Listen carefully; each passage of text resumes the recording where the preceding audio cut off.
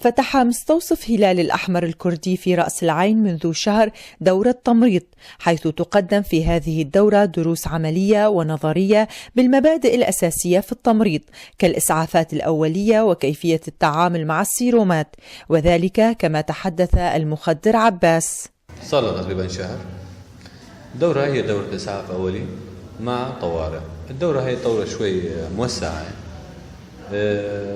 تعليم مبادئ الأساسية للتمريض بشكل عام، النزوفات، الصدمة، الحساسية، اللدغات بشكل عام، مثلا إعطاء إبر عضلية وردية، التعامل مع السيرومات، والتعامل مع مواد التغذية اللي نعطي المريض، يعني بشكل عام يعني أمور. والله تقريبا نحن حاطين تقريبا شهر ونص لشهرين مدتها حسب تنشوف استيعاب الطلاب وإمكانية استمرارية. والله هو العدد فيه متقدمين كتير بصراحة، بس نحن اللي أخذنا أكثر من مجموعة 20 أكثر من 20 طالب ما قدرنا نستوعبها. يكون الفهم بشكل أسرع وبشكل سلس يوصل، نقدر نتعامل مع الطلاب. يعني الدروس النظرية نبلش بالمبادئ أول شيء، يعني كتابيا أو نقدم شرائح عن طريق الكمبيوتر أو شاشة بروجيكتور أو شغلة أو مجسمات عنا. العملية الطالب يمارس بإيده، يعني كل طالب يجي على المجسم مثلا يطلع المجسم، مثلا مواد التشريح أعضاء جسم الإنسان أو شغلة يشوفه بعينه ويلمس المجسم، يعني بيعرف بشكل عام.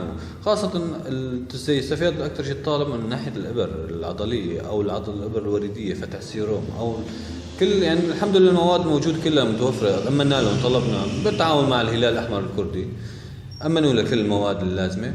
وهلا أكثر شيء هلا مستقبلا نحن وصلنا تقريبا المراحل الأخيرة في الانعاشات الأولية، انعاش القلب الرئوي، كيف بدك نتعامل مع مريض فاقد وعي، كيف بدنا نعيش مريض بما أقل شيء نوصله لأقرب نقطة طبية. يعني بهالإجراءات يمكن ننقذ حياة بعض الناس، يمكن شغلة إسعافية بسيطة، كل واحد لازم يعرف يتصرف لبما يوصل لمركز طبي متقدم أحسن. حيث يجد الكثيرون بأن تعلم مثل هذه الدورة مفيدة لتطوير ذاتهم وأيضا أسرتهم، وذلك كما تحدثت الطالبة إيمان حسين. طبعا اجيت لهون عشان اتعلم الاسعافات الاوليه، ضرب الابر، تعليق السيروم، بشكل عام اسعافات بسيطه نتعلمها عن طريق المستوصف.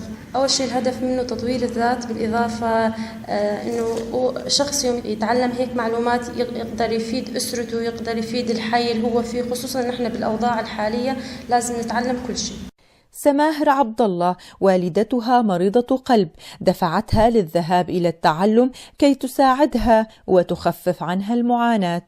والله دورة التمريض يعني نحن جايين مشان نتعلم بالحياة العملية، صارت انه بها الاوضاع هاي المفروض الواحد يتعلم لبيته لنفسه، يعني تعرفين الأوضاع شلون، يعني واحد يصير معه شغلة إذا الأبر ولا فتح الوريد، يعني وأمي الوالدة مريضة قلب بالبيت، يعني أي شيء نتعلمه استفادة لنا نحن. يعني الوالدة لما يجيها إنه تسرع قلب، الحالة اللي توصل لها إنه الكل بالبيت يتعقد، يعني يمرض إنه الوجع والألم، يعني وحتى ما نعرف إيش نعمل لها.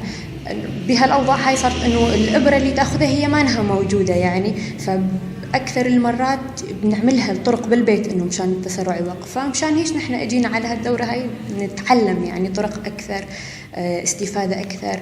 إذا الحقن الوريدي نعلق لها السيروم، نعطيها أوبر كوردان مع السيروم إنه مشان عملية إنهاء التسرع. فمشان هيش نحن أجينا على هالدورة.